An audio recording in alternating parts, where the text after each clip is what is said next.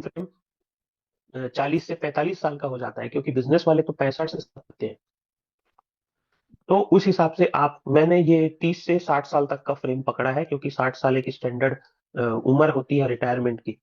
और अगली पीढ़ी अगले जनरेशन को सारी चीज मंगा भी सकते हो। टीचर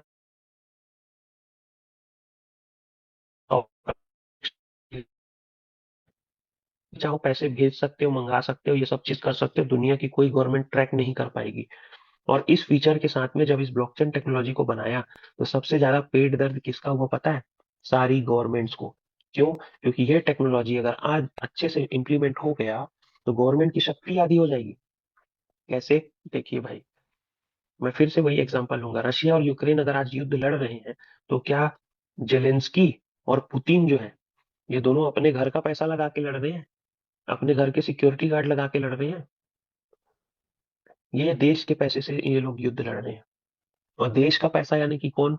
जनता का पैसा। और जनता का पैसा इनके पास कैसे आ गया? सेंट्रलाइज सिस्टम है ना, जनता अपना पैसा वहीं तो रखती है। तो अब तो क्रिप्टो करेंसी में रखना शुरू कर देगी, तो इनकी शक्ति आधी होगी कि नहीं होगी? तो नुकसान गवर्नमेंट का हो रहा है, लेकिन फायदा जनता का होगा। क्यों? कोई भी दुनिया की कोई भी जनता वॉर नहीं चाहती। तो वॉर जो होगा, युद्ध जो होगा ना, उस स्तर पे होने लगेगा। बड़े बड़े वॉर कम हो जाएंगे या खत्म हो जाएंगे। क्यों? क्योंकि गवर्नमेंट के पास में वैसा फंड ही नहीं रहेगा। तो कहाँ से वो हथियार खरीदेगी या उतने बड़े बड़े हथियार फोड़ेगी एक दूसरे के सिर पे? वॉर होता है दोस्तों। इस पे नहीं जाऊंगा मैं डीपली, बट ये होता है। तो ये सब चीजें, तो सबसे ज्यादा नुकसान किसका हो रहा था? गवर्नमेंट्स का। इसलिए गवर्नमेंट इसका विरोध करने में लगी हुई थी। बट जनता तो जनार्दन है, जनता ने एक्सेप्ट कर लिया बिटकॉइन को। और आज बिटकॉइन जो है वो दुनिया का 6वें नंबर का सबसे वैल्यूएबल एसेट बन चुका है। इसका क्रेज इतना ज्यादा है, इसका क्रेज इतना ज्यादा उठ गया कि डोनाल्ड ट्रम्प ने अपने फिर मजबूरी में उसने उसको आगे आके बोलना पड़ा, भाई मैं क्रिप्टो करेंसी में रेगुलेशन लाऊंगा, मेरे को प्रेसिडेंट बना दो आप लोग तो। और बन भी गया। और क्रिप्टो करेंसी आज दुनिया भर में सारे देश लोग हैं, वो अपना खुद अपना ट्रेजरी बनाना शुरू कर दिए हैं क्रिप्टो करेंसी में। क्योंकि 4 ट्रिलियन से ज्यादा का इन्वेस्टमेंट हो चुका है पूरी दुनिया भर में। जितना वर्ल्ड के स्टॉक मार्केट में इन्वेस्टमेंट है, उस उतना ही आज की डेट में बिटकॉइन और क्रिप्टो करेंसी में इन्वेस्टमेंट आ चुका है। तो अब ये चीज तो कभी बंद होगा ही नहीं। तो एक कहावत है, ताकतवर से दुश्मनी क्यों लेना, उस दोस्त बनाने में काम चल जाता है। तो अब सारे गवर्नमेंट्स लोग ने क्या किया? ताकतवर हो गया है भाई, क्रिप्टो करेंसी दब नहीं सकता, तो इससे अच्छा इससे दोस्ती कर लेते हैं। तो ऐसे करके सबका मन चेंज हो गया। इससे लड़ेंगे तो हमारे ही नुकसान है। ऐसे ही करके सारे गवर्नमेंट्स लोग राइट हो गए। ठीक है। तो बिटकॉइन ने तो इसको मदर करेंसी के नाम से जानते हैं सब। और ये बना किसमें? ब्लॉकचेन टेक्नोलॉजी में। तो जब ये टेक्नोलॉजी आया, इसका जो मेन फीचर है, इसको समझने के लिए बिटकॉइन को ही समझाना पड़ता है, समझना पड़ता है। तो मेन फीचर क्या है? ब्लॉक डिसेंट्रलाइज्ड है। अब हुआ क्या? अच्छा पहले हमने वाला के सिंबल का फिर मैं अनम्यूट कर दीजिए सर। मतलब वही लिखा हमने कहीं भी पैसा डालिए इधर तो मालिक अगला हो जाएगा मगर ये ऐसा चीज है अ, हम हाँ। तो अब हुआ क्या? बिटकॉइन से इंस्पिरेशन लेके इथेरियम जैसे और दूसरे प्रोजेक्ट भी आने शुरू हो गए। उन्होंने भी ब्लॉकचेन टेक्नोलॉजी यूज किया और इनको स्मार्ट कॉन्ट्रैक्ट दे दिया। अब स्मार्ट कॉन्ट्रैक्ट क्या हुआ? देखिए, बिटकॉइन ने टेक्नोलॉजी दे दिया, समझे आप? एक नया डायमेंशन खोल दिया दुनिया के लिए, कि दुनिया डिसेंट्रलाइज तरीके से चलाया जा सकता है। और इथेरियम ने उस पे और तड़का लगा दिया, उसने दे दिया स्मार्ट मैकेनिज्म। ये क्या चीज है ये आप समझो। जैसे कंप्यूटर में प्रोग्रामिंग होती है, तो हम कमांड बनाते हैं या कमांड लिखते हैं, जो हमारे लोग ना। फॉर एग्जांपल एटीएम मशीन का एग्जांपल मैं हमेशा देता हूँ। जैसे एटीएम मशीन को कोई मैनुअली बैठ के ऑपरेट नहीं कर रहा है, वहां हम कार्ड डालते हैं, हम पासवर्ड डालते हैं, अमाउंट डालते हैं, जब सारे टर्म्स एंड कंडीशन मैच होते हैं, तो कमांड एग्जीक्यूट हो जाता है और हमको पैसा मिल जाता है। तो उसी टाइप के टर्म्स एंड कंडीशन मैच होने पे कमांड एग्जीक्यूट हो जाना, इस प्रोसेस को इसको प्रोग्रामिंग कहते हैं। और इस टाइप की प्रोग्रामिंग को जब ब्लॉकचेन टेक्नोलॉजी डिप्लॉय कर दिया जाता है, तो उसको यहाँ पे कॉन्ट्रैक्ट। ठीक है। तो जब ये टेक्नोलॉजी किसने बनाया? इथेरियम ने। इसने जब बनाया, प्रोग्रामेबल एप्लीकेशन बनना शुरू हो गया ब्लॉकचेन टेक्नोलॉजी पे, राइट। तो जब दुनिया में, उसके बाद आप गूगल में चेक करना ब्लॉक यूजेस, तो आपको नजर आएगा दुनिया के सारे सेक्टर्स जो कि सेंट्रलाइज तरीके से चलते हैं, सभी में ब्लॉकचेन टेक्नोलॉजी यूज शुरू हो गया। हर सेक्टर में, हर सेक्टर को डिसेंट्रलाइज तरीके से बनाना शुरू कर दिया गया है, ठीक है। क्योंकि डिसेंट्रलाइजेशन,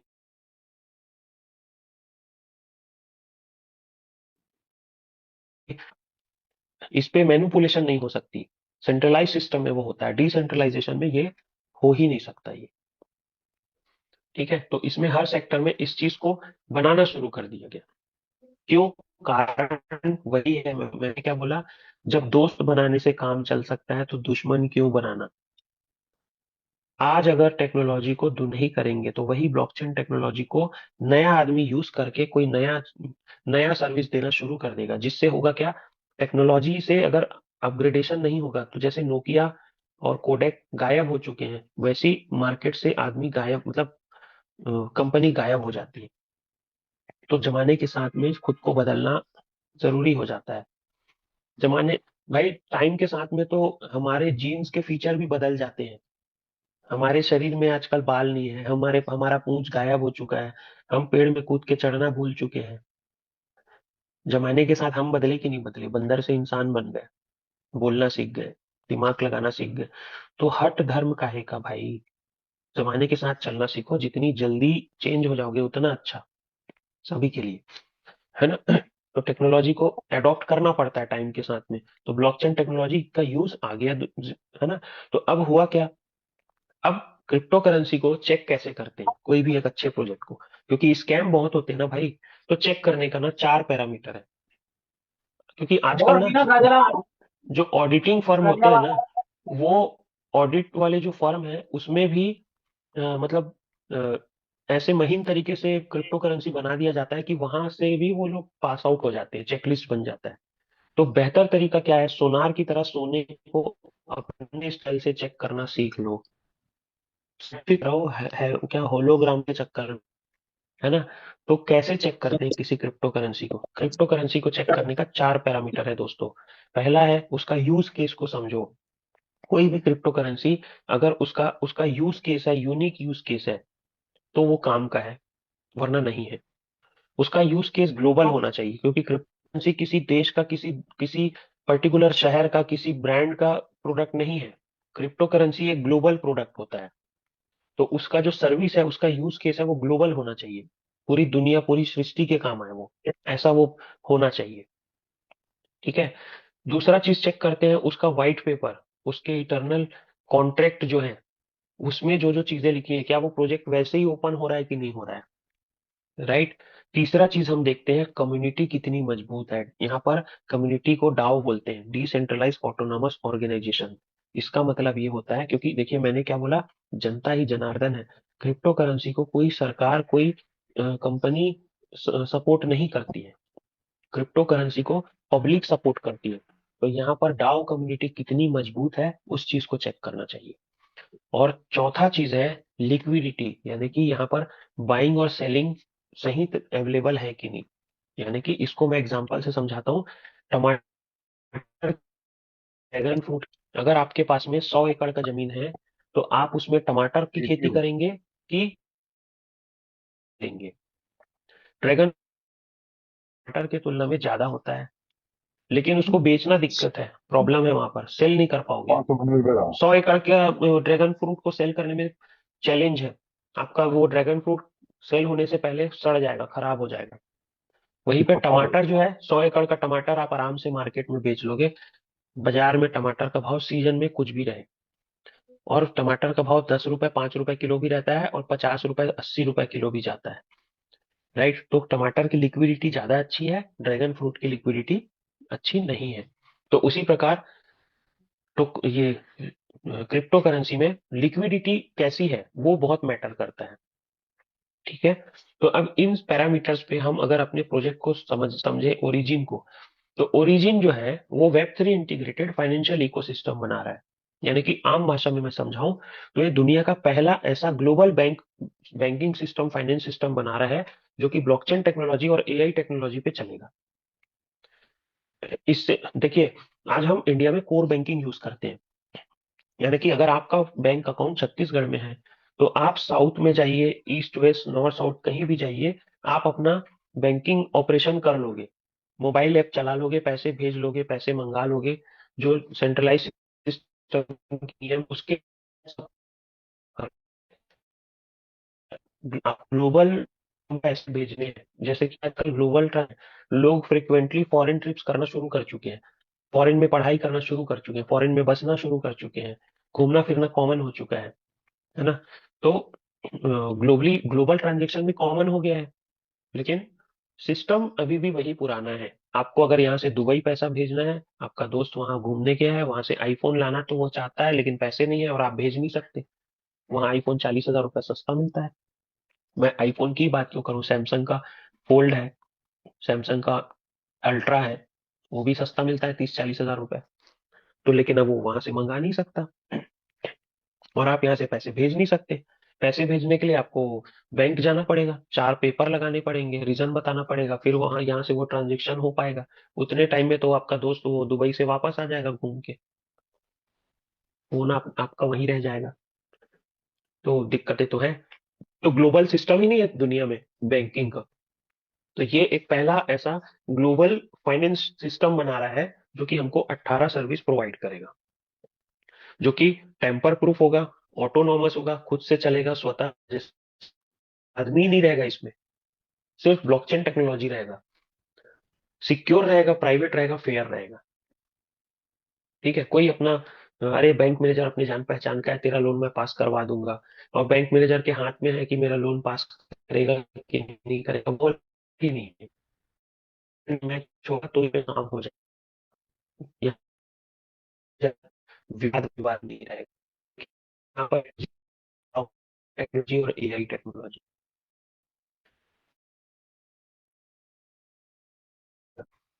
ठीक, तो ये सिस्टम लेके आ रहा है, और ये हमारी वेल्थ की प्राइवेसी को भी मेंटेन करके रखेगा। दुनिया की किसी भी आदमी को पता ही नहीं रहेगा कि आप फाइनेंशियली कितने स्ट्रांग है, या आपको पैसे की दिक्कत चल रही है क्या। तो अगर आप ईएमआई नहीं पटा पा रहे हैं यहाँ पे, तो आपके घर में कोई रिकवरी एजेंट नहीं आएगा, ना ही आपको फोन आएगा। तो ये सिस्टम कुछ ऐसा है। ये लॉन्च हुआ है डेक्स पे मार्च 2024 में। ये 137 स्मार्ट कॉन्ट्रैक्ट्स पे बना हुआ एक प्रोजेक्ट है, यानी कि 137 कमांड्स इस पे डिप्लॉयड है, अलग अलग करके 137 स्मार्ट कॉन्ट्रैक्ट होगा। ये पॉलीगॉन पे बेस्ड प्रोजेक्ट है जिसका डाई के साथ में पेयरिंग है। ये थोड़ा टेक्निकल है, नए लोगों को उतना क्लिक नहीं करेगा, विथ टाइम समझ में आएगा। आप यहाँ पर रहेंगे, सिस्टम में प्लग रहेंगे तो सब चीज समझ में आ जाएगा। ऑनरशिप यहाँ पर नए लोगों का सवाल रहता है कि इसका मालिक कौन है, कौन सा देश बनाया है। तो देखिए दोस्तों, ऑनरशिप इसकी है डाओ कम्युनिटी। यहाँ पर समिति चलाता है ब्लॉकचेन टेक्नोलॉजी को, समिति इसकी ऑनर होती है। डाओ कम्युनिटी का मतलब हुआ डिसेंट्रलाइज ऑटोनोमस ऑर्गेनाइजेशन। इसको समझाने के लिए मैं फिर से एक लाइव एग्जांपल देता हूँ रियल लाइफ का। वो ये, जैसे मान लीजिए और मैं कोई वेलफेयर एनजीओ टाइप का समिति है मान लीजिए, मैं उसका सदस्य भी हूँ, मेंबर हूँ, और मेरा खुद का, मेरे पास 1 एकड़ का जमीन है। अब अगर मैं उस जमीन को समिति के नाम पे कर दूं, तो अब उस जमीन का मालिक कौन हो जाएगा, समिति हो जाएगी, राइट। अब उसका कर्ता धर्ता कौन हो जाएगा, वो समिति हो जाएगी। सारे फैसले अब कौन लेगा उस जमीन का, वो समिति लेगी। भले मैं उस समिति का सदस्य हूँ, अब मैं सिर्फ वहां पर अपनी राय रख सकता हूँ और सर्वसम्मति से कोई भी वहां पे फैसला होगा। अब उस जमीन में सामुदायिक भवन बना दीजिए, वहां पर जो सामुदायिक भवन से जो इनकम होगी उसका मालिक कौन होगा, समिति होगी। उसका डिसीजन अब कौन लेगा, उस पैसे का क्या करना है, समिति करेगी। करेक्ट है। तो उसी प्रकार ना, इस प्रोजेक्ट को 5-6 कंट्री के ब्लॉकचेन डेवलपर्स मिलके 10 साल मेहनत करने के बाद इसको बनाए उन लोग।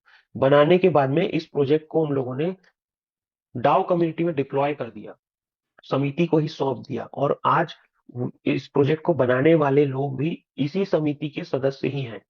और वही लोग यहाँ पे प्रपोजल डालते हैं, और उस प्रपोजल में वोटिंग होती है, और उस वोटिंग के आधार पे डिसीजन लिया जाता है कि अब आगे इस प्रोजेक्ट में क्या चीज होगा, क्या चीज नहीं होगा।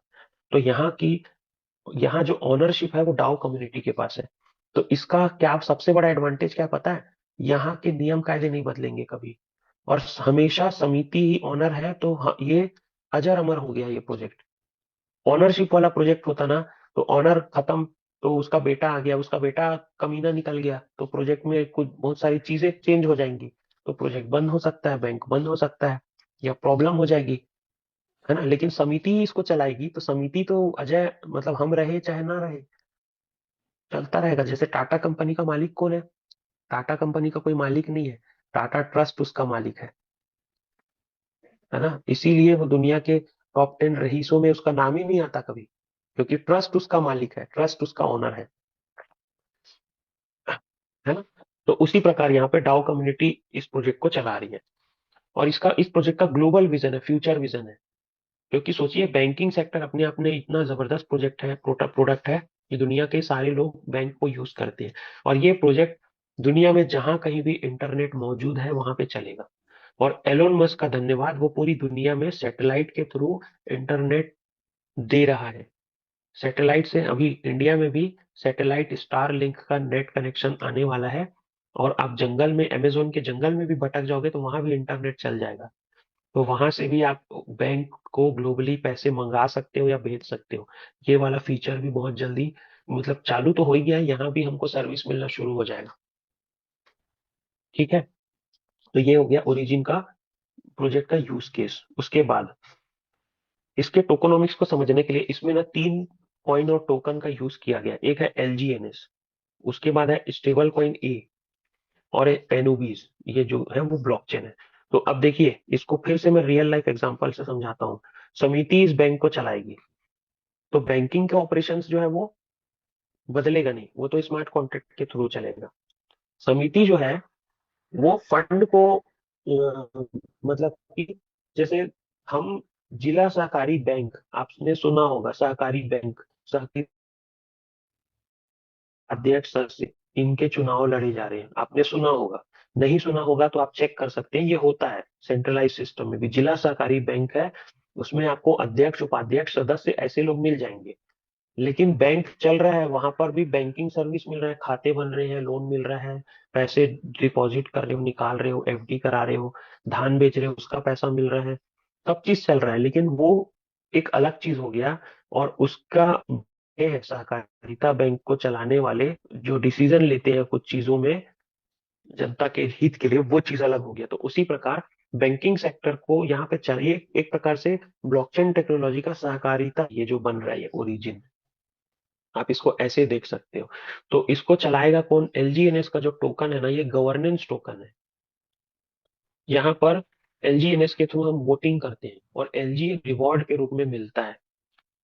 ठीक है। और एलजीएनएस का जब सारा काम खत्म हो जाता है, तो ये बर्न होके स्टेबल कॉइन ए बन जाता है।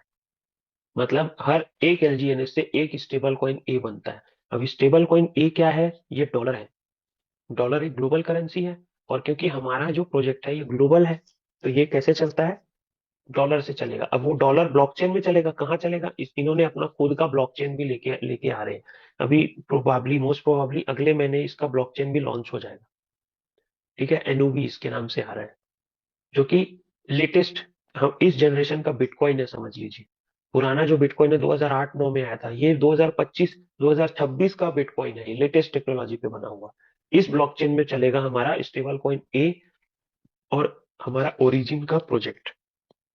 तो ये टेक्निकल चीज है, एक नए लोगों को शायद बाउंस करेगा, बट विथ टाइम धीरे धीरे समझ में आ जाएगा। अभी भी मेरे को बहुत सारी चीजों में थोड़ा सा समझने में दिक्कत होती है ना, लेकिन कॉन्सेप्ट को समझने में दिक्कत नहीं होती है, क्योंकि मेरे को इसमें काम थोड़ी ना करना है, मैं तो इन्वेस्टर हूँ, तो कंपनी में पैसा लगाना है। मेरे को क्या करना, रिलायंस कैसे काम कर रहा है, मैं रिलायंस का शेयर खरीद के रखा हूँ, क्या क्या प्रोडक्ट बेच रहा है वो देख रहा हूँ, बस। कैसे प्रोडक्ट बना रहा है, क्या कर रहा है, उसमें कितना क्या मिला रहा है, शक्कर मिला रहा है कि गन्ना जूस मिला रहा है कि गुड़ मिला रहा है, मेरे को क्या करना उससे। तो लमसम ओवरऑल कॉन्सेप्ट को समझना ज्यादा इंपॉर्टेंट है। तो ओरिजिन क्या क्या सर्विसेज देने वाला है दुनिया को? ये सारी 18 सर्विसेज देगा ये।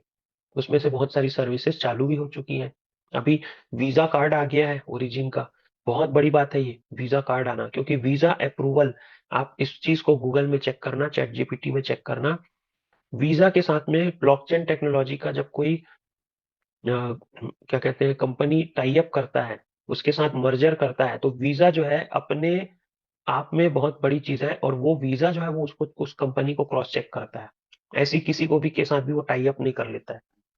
और अगर ओरिजिन का वीजा कार्ड आ रहा है, यानी कि वीजा में उसका टाई अप हो गया और वीजा ने भी अप्रूवल दे दिया कि ओरिजिन एक अच्छी कंपनी है, इससे बड़ी बात और क्या चाहिए। ठीक है, तो हम ही नहीं बैठे यहाँ पे क्रॉस चेक, बहुत सारे लोग भी हैं जो अपने अपने स्तर पे क्रॉस चेक करते हैं, हम ही कर लेंगे ऐसा जरूरी नहीं है। यहाँ पर डाउ कम्युनिटी इतनी बड़ी है हमारी, आगे मैं आपको बताता हूँ। स्वॉट एनालिसिस में, स्वॉट एनालिसिस हम एमबीए कर लिया, स्ट्रेंथ क्या है इस प्रोजेक्ट का, इस प्रोजेक्ट का vision है। और ही टाइम पे ये प्रोजेक्ट 500 मिलियन बिलियन, और मैं कहता हूँ टॉप 5 क्रिप्टो करेंसी में से एक ये हो सकता है, इतना बड़ा विजन है इस प्रोजेक्ट का। हाँ, आज हमारी बिगेस्ट डाउ कम्युनिटी है, सबसे बड़ी डाउ कम्युनिटी हमारी है नए प्रोजेक्ट्स में। 19.5 लाख होने वाले हैं हम अभी वर्ल्ड वाइड, 19.5 लाख लोग अपना पैसा इस प्रोजेक्ट में लगाए हुए हैं। तो वो 19.5 लाख में सिर्फ एक मैं हूँ, विकास कौशिक। मैंने अपना बुद्धि लगा के इस प्रोजेक्ट को समझा है। तो उस 19.5 लाख लोगों में ऐसे कितने विकास कौशिक होंगे सोचिए। मेरे से भी 10-10 सिर वाले ऐसे लोग होंगे, 10-10 दिमाग के बराबर दिमाग रखने वाले लोग जो इस प्रोजेक्ट को चेक किए होंगे। कुछ इसमें ब्लॉकचेन टेक्नोलॉजी डेवलपर्स भी होंगे जो इसमें इन्वेस्टमेंट किए होंगे इस प्रोजेक्ट को समझ के। अब वो 19.5 लाख लोग ऐसे तो नहीं होंगे जो अपना पैसा डाल दिए, हमसे ज्यादा दिमाग वाले होंगे। कुछ तो होंगे, सब नहीं होंगे तो भी से। हाईएस्ट लिक्विडिटी है इस प्रोजेक्ट में, पर डे का 400-500 करोड़ का माल खरीद और बिक रहा है एक्सचेंज में।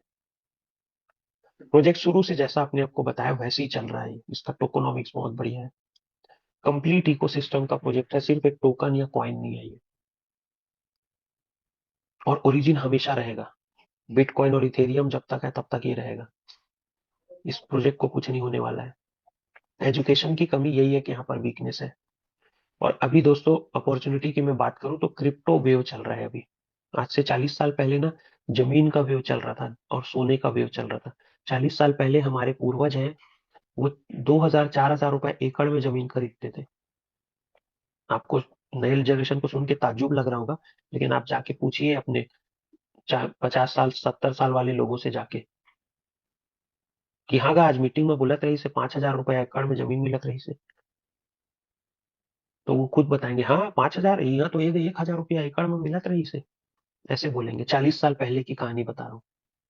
और आज आप मेरे को दिलवा दीजिए कहीं से 5,000 रुपए एकड़ में जमीन, मैं 100 एकड़ खरीद लूंगा अभी तुरंत कैश में। किसी को पता हो तो बता दो, ओरिजिनल जमीन ना, फर्जी वाला नहीं। आप बोलोगे आपको क्यों बताऊंगा, मैं खुद ना ले लूंगा, मिलेगा ही नहीं। सड़े से सड़ा जमीन का कीमत आज की डेट में लाखों रुपए है। 5,000 रुपए में बेजा कब्जा नहीं मिलता है आजकल, जमीन की बात कर रहे हैं, है ना, वो भी लाखों में सेटलमेंट होता है आजकल, बेजा कब्जा का भी। तो अभी क्रिप्टो वेव चल रहा है, आप यहाँ 10,000 रुपए लगा दोगे ना, तो 4 साल में वो 10,000 आपका यहाँ 4-5 करोड़ बन जाएगा। ये मैं लाइन आपको जो बोला हूँ ना, मजाक नहीं कर रहा हूँ। मैं मीटिंग्स में मजाक नहीं करता हूँ, सही बोल रहा हूँ। 10,000 रुपए आपका यहाँ 4 से 5 करोड़ रुपए बन सकता है 4 साल में। और हो सकता है 10 करोड़ भी बन जाए। मैं आपको बताता हूँ, आगे के स्लाइड में है वो चीज, सिर्फ 10,000 रुपए। ताजुब हो रहा होगा, 10,000 करोड़ कैसे बनेगा। भाई 5,000 रुपए एकड़ का जमीन जब लाखों करोड़ों का हो सकता है, तो क्रिप्टो करेंसी क्यों नहीं हो सकता। इसमें क्या बड़ी बात है। 40 साल पहले सोने का क्या भाव था, अभी क्या भाव है। सब चीज का भाव हो सकता है भाई, भरोसा करो। हाँ ये बात अलग है कि उसमें उन लोगों को 40 साल लगा, हमको सिर्फ 4 साल लगेगा, क्योंकि टेक्नोलॉजी आ गया है ना।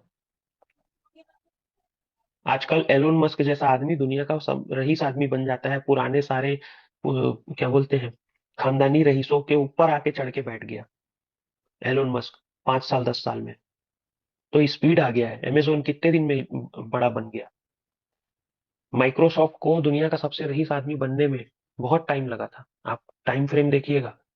अगर माइक्रोसॉफ्ट का जो मालिक था बिल गेट्स, उसको दुनिया का नंबर 1 सबसे रईस आदमी बनने में उसको 20 साल लगा होगा, तो अमेजोन को सिर्फ 10 ही साल लगा, और एलोन मस्क को सिर्फ 5 साल लगा। तो स्पीड बढ़ गया है आजकल दोस्तों, 40 साल नहीं लगता। अब सिर्फ 4 साल में आप करोड़पति हो सकते हो, सही इन्वेस्टमेंट सही तरीके से कर दोगे तो। ठीक है, और प्रोजेक्ट अभी भी बहुत इनिशियल स्टेज में है, क्योंकि दुनिया की आबादी 800 करोड़ है, और अभी दाओ कम्युनिटी में सिर्फ 19 लाख लोग आए हुए, 19.5 लाख लोग। और दुनिया के अभी 1 करोड़ लोग भी यहाँ पे नहीं आए। इतना ज्यादा इनिशियल स्टेज में है। प्रोजेक्ट को 20 से 21 महीने हो गए चलते हुए। इसने तो अभी सिर्फ अपनी स्टेबिलिटी प्रूफ की है कि मैं रियल क्रिप्टो करेंसी हूँ भाई, लोग भरोसा कर लो मेरे ऊपर करके। बहुत ही स्टार्टिंग फेज पे है ये प्रोजेक्ट। और बात करूं, इसमें 3 टाइप के रिवॉर्ड्स देता है ना। तो मैं इन्वेस्टमेंट की सीधा में बात करता हूँ। ये रिवॉर्ड सिस्टम जो है, आपको जो भी लिंक भेजे वो और क्लियर बता देंगे। डाओ कम्युनिटी आप बनाएंगे तो उसमें आप अलग कमाएंगे। जैसे म्यूचुअल फंड डिस्ट्रीब्यूटर की एक अलग कमाई होती है, खुद जो इन्वेस्टमेंट करते हैं उनकी अलग कमाई होती है। यहाँ पर V1 से लेके V6 तक की रेटिंग है, जहां पर डे 10 टोकन से लेके 1000 टोकन LGNS आपको एज अ रिवॉर्ड मिल जाता है। अलग अलग कम्युनिटी के साइज के ऊपर होता है वो रिवॉर्ड। और यहाँ आप खुद का सेल्फ स्टेक करके 10,000 से करोड़पति बन सकते हो। कैसे, आपको मैं बताता हूँ फाइनल। लेकिन उससे पहले फाइनल मेरा कंक्लूजन भी सुन लो। जो मैंने इस प्रेजेंटेशन की शुरुआत में आपको बोला था, क्या बोला था, कि लोग क्रिप्टो में बर्बाद तभी होते हैं अगर वो मनी मैनेजमेंट सही तरीके से नहीं करते हैं। आप अपना बहुत सारा बहुत बड़ा रिस्क लेके यहाँ पैसा लगा दोगे और पूरा इसी पे डिपेंड हो जाओगे, तो आपको जरूर नुकसान होगा। आप अपना एक छोटा सा कमाई का हिस्सा यहाँ पे लगाइए और टेंशन फ्री होके बैठिए।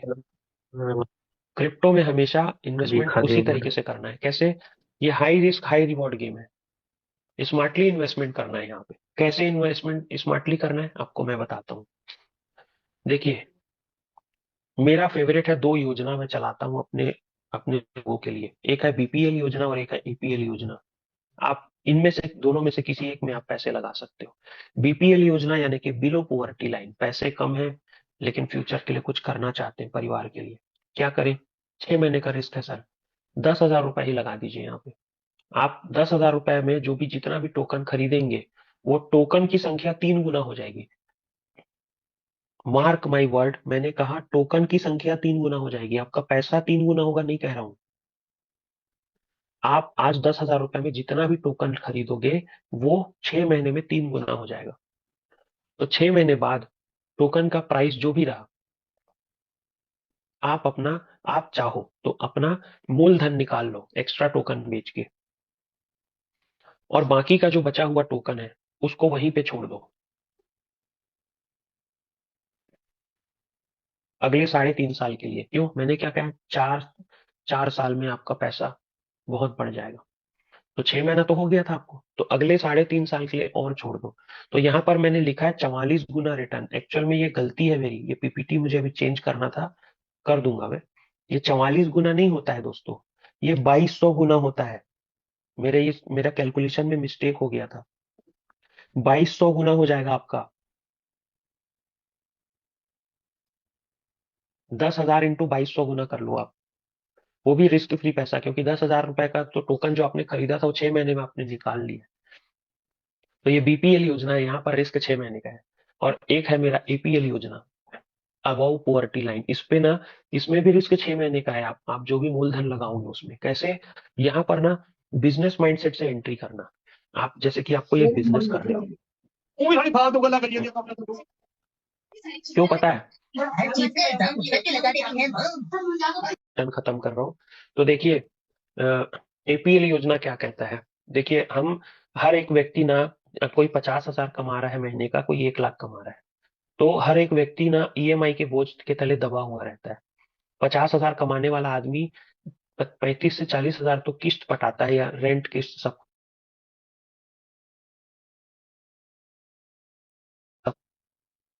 विकास सर एक बार अनम्यूट कर लीजिए प्लीज अपने आप को।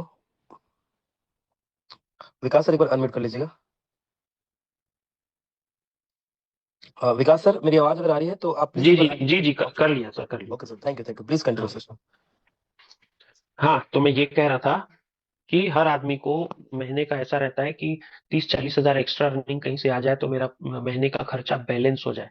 ऐसी अगर सोच है आपकी और लॉन्ग टर्म में एसआईपी भी करना चाहते हो, तो ये एपीएल योजना आपके लिए ज्यादा काम का होगा। इस पे आपको हर महीने इनकम भी आएगी और लॉन्ग टर्म में आपका इन्वेस्टमेंट भी होता रहेगा। और इस प्लान में भी आपको 6 महीने का रिस्क है। क्या रिस्क है?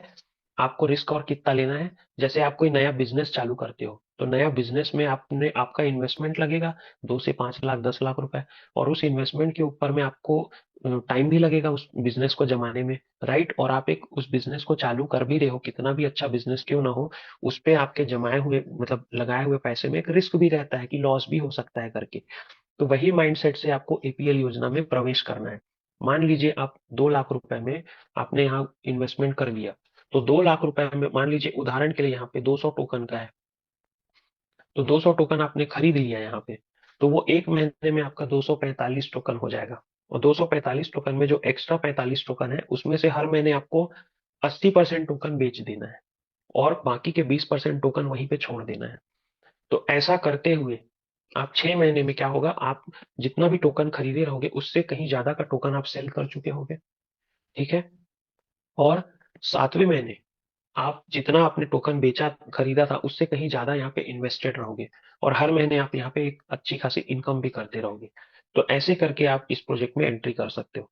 तो इन्वेस्टमेंट आपको स्मार्टली करना है किसी भी क्रिप्टो प्रोजेक्ट में, राइट। तो उसी के साथ मैं आज अपना ये प्रेजेंटेशन समाप्त करता हूँ।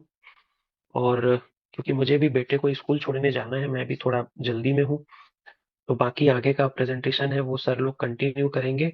मैं अपना स्क्रीन शेयर ऑफ करके सर को इनवाइट करता हूँ। Please welcome back to host. Thank you very thank you. Much.